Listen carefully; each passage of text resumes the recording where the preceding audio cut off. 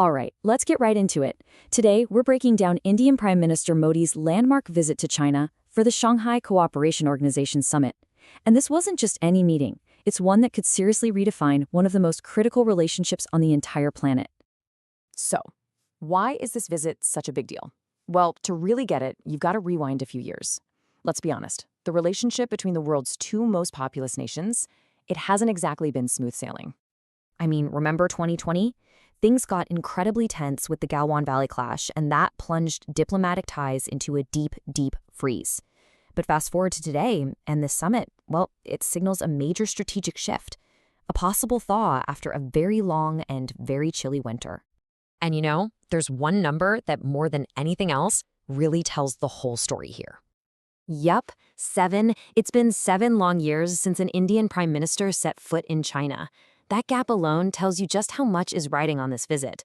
This is a potential reset with huge global consequences. So let's break down what actually happened. Now, this meeting wasn't just some quick one-on-one chat. The setting itself is super important. It all took place on the sidelines of the Shanghai Cooperation Organization Summit in Tianjin. And the SEO is a really powerful forum of global South powers. So holding the meeting there, that sends a message all on its own about multipolar cooperation. But look, before they could even think about talking trade or global partnerships or anything else, both sides had to tackle the elephant in the room, the border. And this quote right here, this was the absolute foundation for everything else. It's not just fancy diplomatic language, it's basically them saying, look, if we can't get this right and keep things stable here, then everything else is just talk. It was the non-negotiable first step. So what does that actually mean in practice? Well, the crucial point is that both sides publicly gave a thumbs up to the military disengagement that's already happened. And, maybe more importantly, they committed to using the official channels they already have to sort out any future issues. It's all about building a stable framework for lasting peace. Okay, so once they laid that groundwork for peace, the next question is, how does this diplomatic reset actually translate into action? You know, things that affect real people and their economies.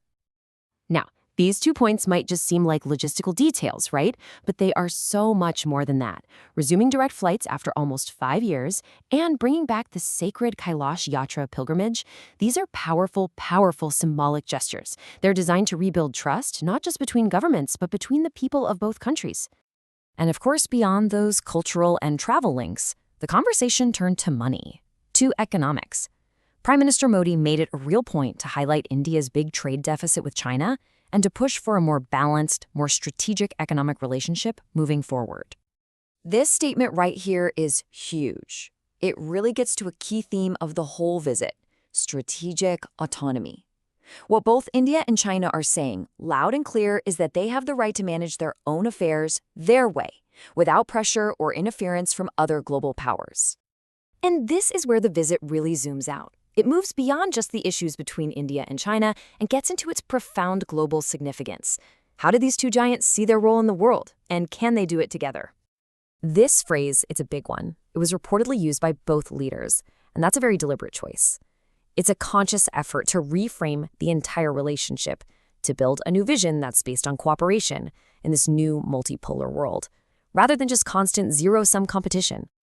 Now, this is really fascinating. You probably know India's G20 theme: One Earth, One Family, One Future. Well, it wasn't just mentioned in passing here. The entire Shanghai Cooperation Organization formally adopted it in its official declaration. That's a massive signal of India's growing influence in shaping the narrative of a new world order. And this is them putting their money where their mouth is. Through the SCO, members announced these huge new initiatives: their own development bank, an energy platform, even a satellite navigation alternative. The goal is pretty obvious. They're building institutions that reinforce this multipolar vision and offer alternatives to Western-led frameworks. And then, of course, there's security. India brought up the critical issue of cross-border terrorism. And significantly, China expressed a readiness to work together on these kinds of shared security threats. That's a potential game changer, moving from a point of friction to a shared approach. So if we pull all of these different threads together, the border, the trade, the global vision, what is the single biggest takeaway from this whole visit? Well, this table sums it up nicely. You can see real, tangible progress across the board. The border was stabilized, cultural ties were revived, and on the world stage, a shared vision was endorsed, all while stressing economic and political independence. But really, if you take away just one thing from this explainer, it should be this. This visit is a masterclass in India's foreign policy of strategic autonomy. It's all about navigating this incredibly complex world on its own terms, engaging with all the major powers, but making decisions based purely on its own national interests. So yeah, this diplomatic reset is a significant step forward, there's no doubt about that. But in a world where alliances are constantly shifting, the crucial question remains, is this the start of a lasting partnership, or is it just a temporary thaw in a much longer-term rivalry? The answer to that question will shape the future of Asia.